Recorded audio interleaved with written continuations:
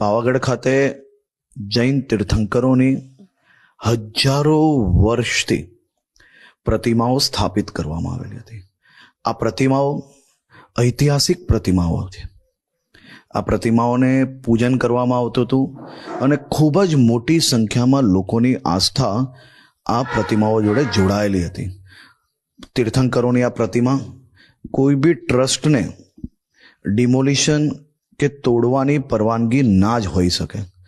Trust દ્વારા કે જે કોઈ દ્વારા આ પ્રતિમાઓ તોડવામાં આવી છે એની અરજીઓ લેવામાં આવી છે અને આજે મુખ્યમંત્રી શ્રી જોડે ચર્ચા કર્યા બાદ સરકાર દ્વારા કલેક્ટરશ્રીને સૂચના આપવામાં આવી છે કે નિયમ પ્રમાણે જે મૂર્તિઓ વર્ષો વર્ષથી ત્યાં સ્થાપિત હતી તેને હટાવવાની કોઈ પરવાનગી હોઈ જ ના શકે.